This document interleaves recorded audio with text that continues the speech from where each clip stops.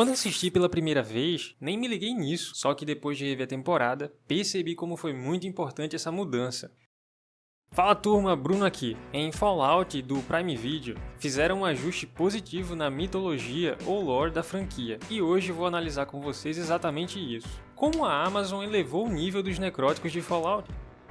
Mas antes, nada mais justo que responder a seguinte pergunta: afinal, o que são os necróticos?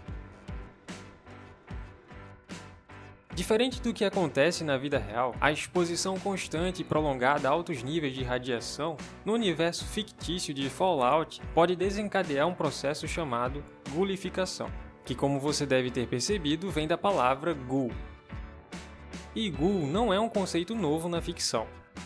Na realidade, esse termo passou a ser utilizado no Ocidente para descrever seres que consomem carne morta ou se comportam de maneira macabra. Por isso, pode haver uma confusão entre ghouls e os zumbis das obras de terror e suspense. Vale destacar que os ghouls de Fallout não são zumbis. Na realidade, são pessoas mutantes que foram afetadas pela radiação e passaram pelo processo de ghulificação. Então quer dizer que as pessoas viram necróticos ao serem transformadas pela radiação? Sim. É verdade que na atmosfera desse mundo desolado existem contaminantes de armamentos biológicos e químicos, utilizados antes da Grande Guerra, e também há resquícios do famoso FAV, o mutagênico responsável por algumas das aberrações mais perigosas encontradas em Fallout. Porém, para minha surpresa e talvez sua também, o processo de transformação dos ghouls é desencadeado apenas pela radiação, desde que a franquia introduziu os necróticos no primeiro Fallout lançado em 1997. E de lá pra cá não tivemos nenhum episódio sem eles. Inclusive, eu acredito que os necróticos ganharam bastante destaque na franquia desde então. No Fallout 4, por exemplo, eu tive alguns dos encontros mais interessantes e inusitados com os ghouls da franquia.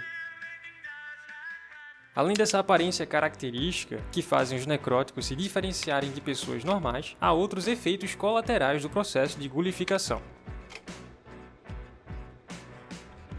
Alguns dos efeitos colaterais positivos de ser necrótico incluem resistência extrema à radiação, do tipo que, em vez de matar, a radiação pode até fortalecer.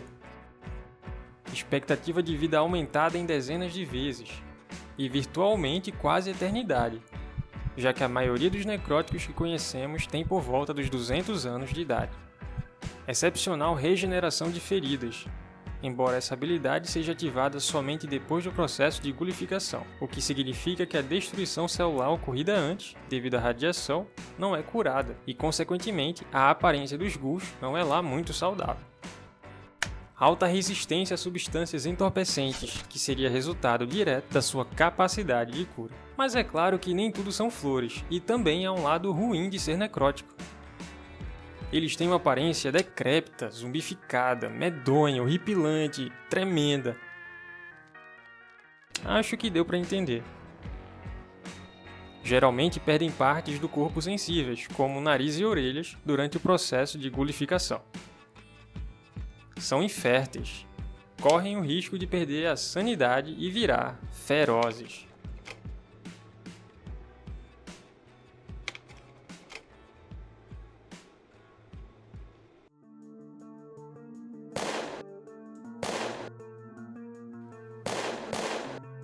Nos jogos não está claro como o necrótico vira feroz, mas existem algumas hipóteses sobre isso.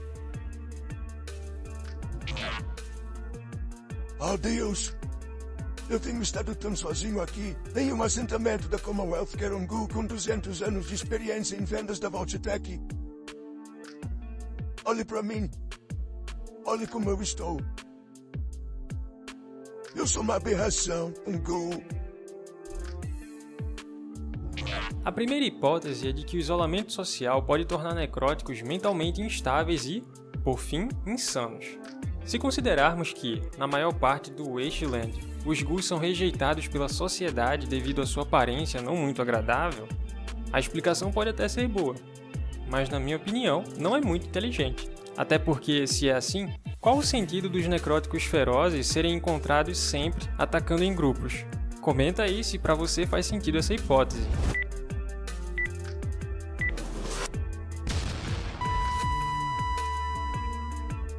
A gulificação pode prejudicar o cérebro de algumas pessoas de forma mais agressiva, deixando elas mentalmente instáveis. Dependendo do tempo e intensidade da exposição à radiação, o cérebro poderia ser mais ou menos afetado. Consequentemente, os efeitos colaterais seriam mais ou menos danosos para a mente da pessoa. Mas enfim, não existe nada escrito em pedra sobre como funciona a transição do estado normal para o estado feroz dos necróticos, e tudo são apenas interpretações. Portanto, todos os necróticos poderiam virar ferozes em algum momento, já que, sem saber a causa por trás desse fenômeno, nada poderiam fazer para evitá-lo. Será? Se um necrótico começasse a demonstrar sintomas de perda da sanidade, ele estaria condenado a virar feroz, até a série do Prime Video mudar isso. E agora vamos falar sobre como a Amazon melhorou a história dos ghouls. Em Fallout acompanhamos a jornada do Cooper Howard, um dos 3 protagonistas do programa e um dos necróticos mais temidos e perigosos dos ermos. Em determinado momento da sua jornada, acabamos descobrindo que ele está doente, pois começa a tossir e ficar fraco, quase se tornando incapacitado para o combate. Claramente, ele está num processo de se tornar feroz. Porém, ao inalar determinada substância, ele é revitalizado e os sintomas desaparecem. Não sabemos ainda qual é o nome dessa substância, mas está muito claro qual é seu efeito. Ela impede que o necrótico vire feroz, ou seja, a deterioração mental pode ser retardada ou neutralizada através do consumo constante dessa substância misteriosa. E o necrótico, felizmente, garante um bom estoque dela para se manter de pé, como um baita perigo para os executivos da Vault-Tec na próxima temporada. Além de trazer uma forma de pausar o fenômeno da feralização de necróticos, a Amazon de quebra melhorou o enredo por trás deles por pelo menos mais 2 motivos. Primeiro, porque isso torna a narrativa bem mais empolgante. Afinal, os necróticos que não têm condição de adquirir a substância seriam como bombas de relógio, que se não se tratarem, podem explodir a qualquer momento. E segundo, porque isso fundamenta a rejeição das pessoas comuns a conviverem com necróticos, por um motivo além da aparência. Ao saberem que os necróticos acabam virando ferozes com o tempo, é natural que algumas pessoas não queiram correr o risco e não se sintam seguras perto deles.